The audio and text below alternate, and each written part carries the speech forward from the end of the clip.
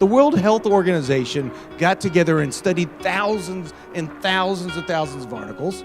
They had a panel of some of the smartest people you've ever met, and they listed meat, red meat, as a type 2A carcinogen, which means it probably causes cancer.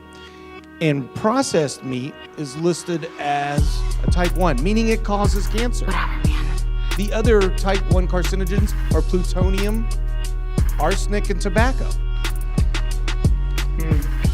The Centers for Disease Control on their website should be processed meat causes cancer, just like smoking causes cancer. Let's at least get that information out there. We know bacon, hot dogs, sausage, lunch meat, turkey slices, chicken nuggets, these foods cause cancer. Dairy products increases your risk for various forms of cancer, especially those related to your hormones. So breast cancer, prostate cancer, ovarian cancer. So this is not a product, even in its most pure state, you want to be consuming because it does come with risk. Here are the sources of cholesterol in the diet. Eggs are number 1. Chicken is number 2. Beef is number 3, and then there are many other sources of dietary cholesterol. And cholesterol from food passes into the bloodstream. Roughly half of it, between 40 and 60%, gets into the blood and adds to the cholesterol that's already there. The leanest beef, the leanest chicken, fish, and other and plant foods, you can see that this is the fat content as a percentage of calories. Where is cheese? Is it more like the beef? Is it more like the broccoli? Where is it? Okay, typical cheddar cheese, mozzarella cheese, 70% fat as a percentage of calories, mostly saturated fat.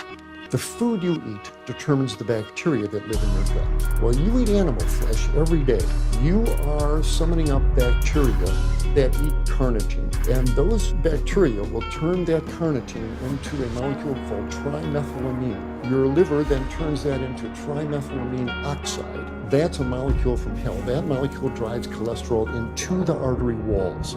The problem begins in our earliest years. At age 6 months of age, the baby is still nursing at the breast, still sucking on the bottle. And at 6 months of age, with all the loving intent in the world, that jar of baby lamb, baby chicken, baby turkey is opened and spooned into that baby's mouth. And from that point on, 3 times a day, animal flesh is slathered on that child's intestinal tract. Day after day, all through infancy. By age 2 or 3, they're in McDonald's eating their Happy Meals. They've adopted a flesh-based diet. All through their childhood, their puberty, their teen years, their 20s, their 30s, their 40s. 3 times a day you are slathering animal flesh on your intestinal tract. Well, at that point, you become dependent. When I start eating those foods, I can't stop. I love the way it all tastes. I love the way it makes me feel. It's my comfort. But I know the food is killing me. It seems the table was put on here.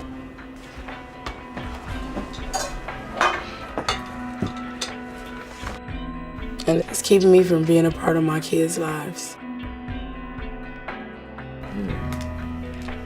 She don't lose the weight. I'm afraid that she'll pass. I'm afraid that I'm gonna lose my mom. I'm worried. My kid's gonna come here and find me dead one day. The idea of that horrifies me. I need to do something fast, or that's what's gonna happen. I need to change, or I'm gonna die.